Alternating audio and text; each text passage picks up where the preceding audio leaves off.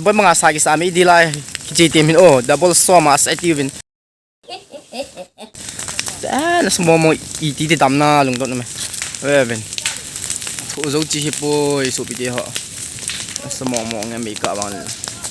Abe abo chat na me si hoi abo wa. San zeng. Mun hal ho na semua. Thai channel dingan na tha hiu le karne gor banao le karne July as de azira ti sabe.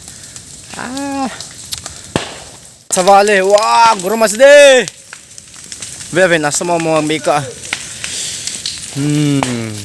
Hello guys, welcome back naman sa akin. Tunin ko ahi. Naman mihin, asna nihin. Sige, tabang boy mga sagi sa amin, di la kijitimin oh, double soma sa itivin. Nasa mo iti di damna lungdot naman. Bebe. Uzo chi hipo isu piti ho. Nasa mo ngam mika bang. Oh, chat na me si hoi abo wa. San zeng. Mun hal ho na semua mo ve. Ba zeng. Ini nga ba. Sabihin chung ong. Na sai ve ven in mun hal ho. Me si di chat zeng kusung nga wa ani kiking bo.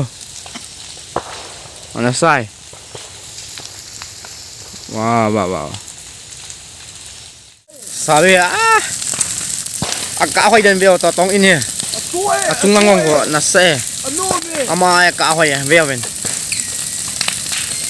gor banawale karne na July aside itu alop jangol jaga dia mila gor se duty kuri ase alop takan la saula alas de anasai beo ben ka aji jang kai poi ong boundary katai boundary ako na kahali ke no tat no melmul bangnya nase ya guys wah itu nga to pang puan thoin chim je chitha abang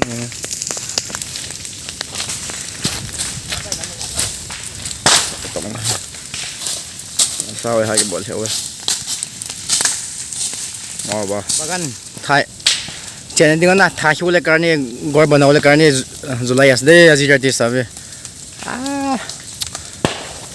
man muzabra ka ati seo tung lang kain nasa mong zinge tita nung pinagim na yin wow ibang abon sa may dila nagiko di ho guys may dila to ka ati ka awon nasa mong sabi na idukan la usorte iman chuto la usorte thahi na iman guro masabi to healthy sabi na pa itu private double dos tanis nas to gorom tu sabi na pa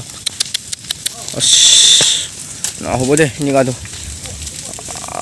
as momong junga to bang pon thol hen alimong ki mot pon just like ghost ti thal he na ghost nis na sen de anasai